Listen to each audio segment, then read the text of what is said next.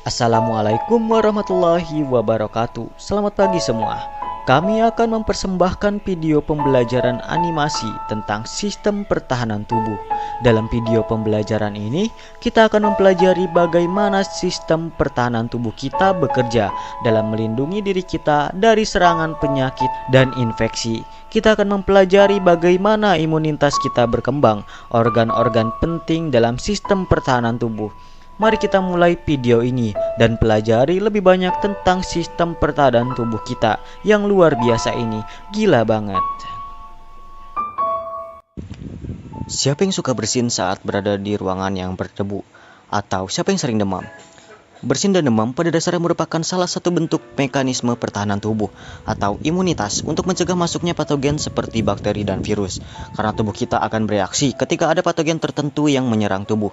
Ini erat kaitannya dengan mekanisme pertahanan tubuh. Dengan adanya sistem pertahanan tubuh, maka kita mampu menangkal berbagai zat asing yang diduga bisa merugikan kesehatan.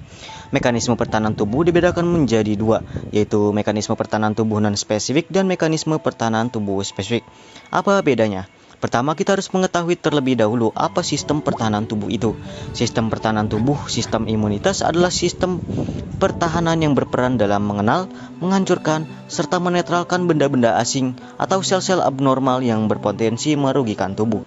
Fungsi dari sistem pertahanan tubuh memiliki beberapa fungsi, yaitu mempertahankan tubuh dari patogen invasif, dapat masuk ke dalam sel inang, misalnya virus dan bakteri.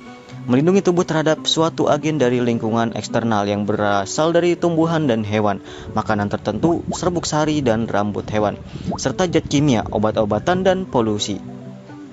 Menyingkirkan sel-sel yang sudah rusak akibat suatu penyakit atau cedera, sehingga memudahkan penyembuhan luka dan perbaikan jaringan.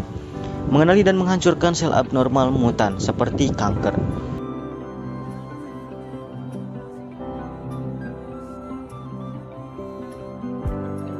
Mekanisme pertahanan tubuh. Dengan adanya sistem pertahanan tubuh, maka kita mampu menangkal berbagai zat asing yang diduga bisa merugikan kesehatan. Mekanisme pertahanan tubuh dibedakan menjadi dua, yaitu mekanisme pertahanan tubuh non-spesifik dan mekanisme pertahanan tubuh spesifik. Apa bedanya? Pertahanan tubuh non-spesifik. Pertahanan tubuh non-spesifik merupakan respon pertama terhadap patogen yang masuk ke dalam tubuh. Pertahanan tubuh non-spesifik berfungsi untuk melawan berbagai jenis infeksi yang umum terjadi tanpa melibatkan adanya proses seleksi dan memori terhadap jenis patogen tertentu. Mekanisme pertahanan tubuh non-spesifik dibagi menjadi dua tahap. Di antaranya, pertama, pertahanan garis pertama. Pertahanan garis pertama dibedakan menjadi pertahanan secara fisik dan kimiawi. Pertahanan fisik merupakan barir pertama pencegahan patogen masuk ke dalam tubuh. Pertahanan fisik diperankan oleh kulit, membran, mukosa, dan silia.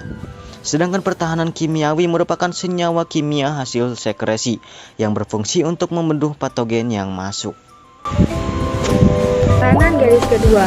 Patogen yang berhasil melewati pertahanan garis pertama akan diatasi oleh pertahanan garis kedua.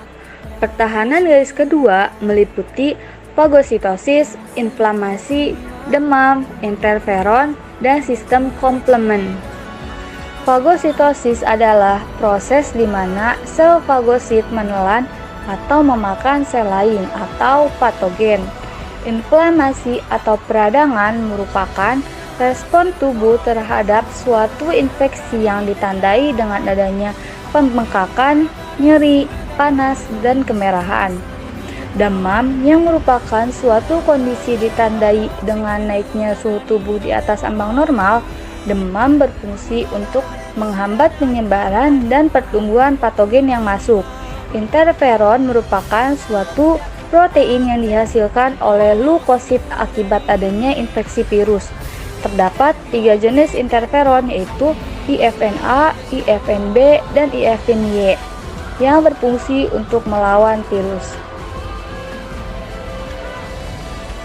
Sistem komplement.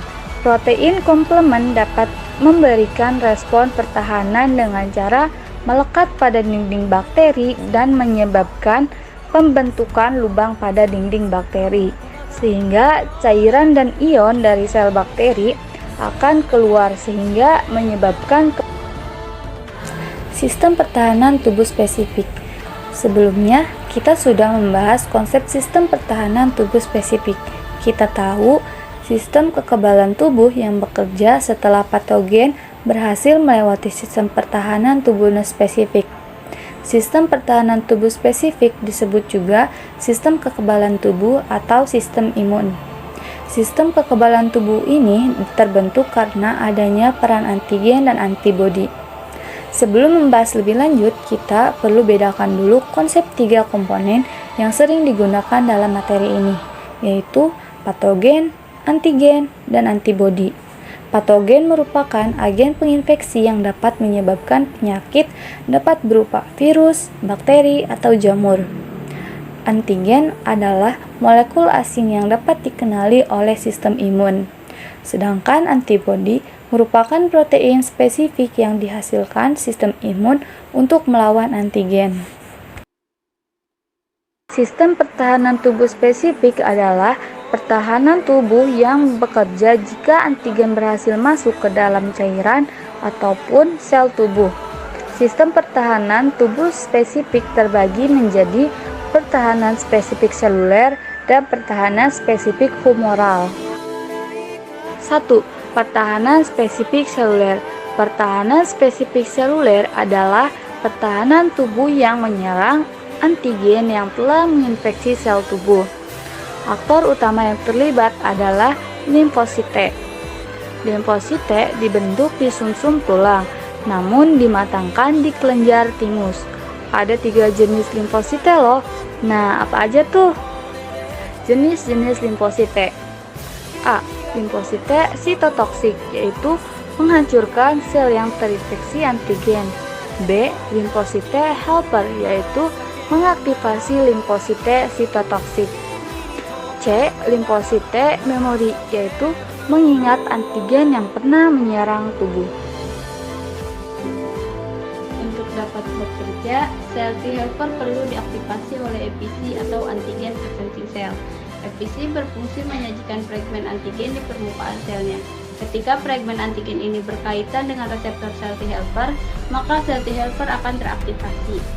Sel T helper yang sudah teraktivasi kemudian dapat mengaktifasi sel T sitotoksik. Sel T sitotoksik lalu akan menghancurkan sel yang terinfeksi. Bersamaan dengan itu, ketika sel T helper maupun sel T sitotoksik teraktivasi, sebagian akan berubah menjadi sel T memori yang akan mengikat antigen untuk mempercepat respon pertahanan spesifik seluler. Yang kedua, pertahanan spesifik humoral. Pertahanan spesifik humoral adalah pertahanan tubuh yang menyerang antigen yang ada di cairan tubuh atau darah dan cairan limpa. Aktor utama yang berperan adalah limfosit B. Limfosit B dibentuk dan dimatangkan di sumsum tulang belakang. Limfosit B dapat diaktifasi langsung oleh antigen untuk berubah menjadi sel B plasma dan sel B memori. Sel B plasma berfungsi untuk menghasilkan antibodi. Antibodi adalah protein yang berfungsi mengikat dan menonaktifkan antigen. Setiap antibodi hanya bisa mengikat antigen yang spesifik. Sel B memori berfungsi untuk mengikat antigen sehingga mempercepat produksi antibodi.